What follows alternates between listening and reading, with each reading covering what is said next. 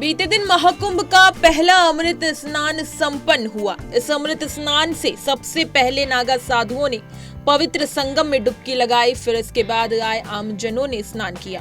नागा साधुओं की उत्पत्ति आदि शंकराचार्य के हाथों मानी जाती है।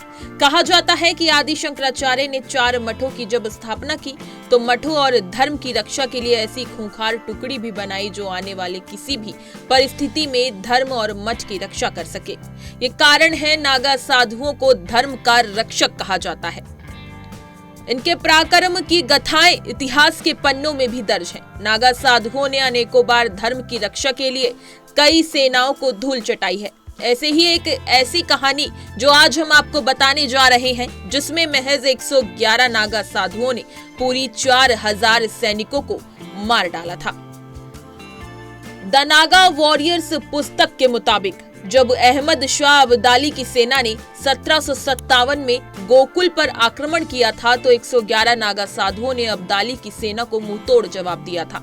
नागा साधुओं के 2 मजबूत योद्धा शंभू और राजा ने 4000 की संख्या वाली अब्दाली की सेना को हरा दिया था। इस सेना का सेनापति सरदार खान था, जो अब्दाली के आदेश पर भारत में नरसंहार और मंदिरों को ध्वस्त करने आया था।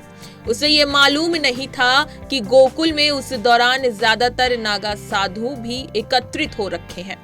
अब्दाली का सेनापति सरदार खान जब गोकुल पहुंचा तो उसकी 4000 सैनिकों वाले सेना के सामने भस्म लगाए 111 नग्न साधु खड़े हो गए, जिन्हें देखकर सरदार खान उपहास करने लगा। इसके बाद उसने अपनी सेना को आदेश दिया कि दोपहर के भोजन से पहले नागा साधुओं को समाप्त कर दिया जाए।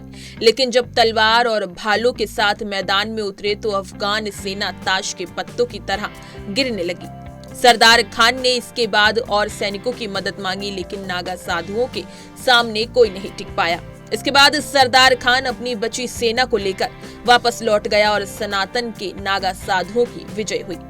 डॉक्टर वीडी महाजन ने अपनी पुस्तक मध्यकालीन भारत में इस बात की जानकारी दी है कि कैसे नागा साधुओं ने 7 बार अब्दाली के मंसूबों को नाकामयाब किया है।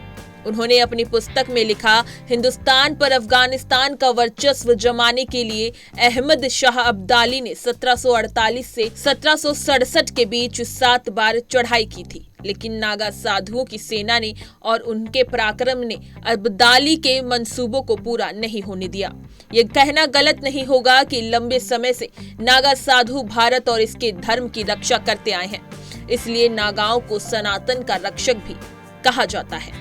महाकुंभ में चर्चा का केंद्र बने नागा साधुओं का काफी पुराना इतिहास है। इस इतिहास में नागाओं के कई शौर्य गाथा का जिक्र है। इनमें से एक है जब मात्र 111 नागा साधुओं ने 4000 अफगानी सेना को खत्म कर दिया था।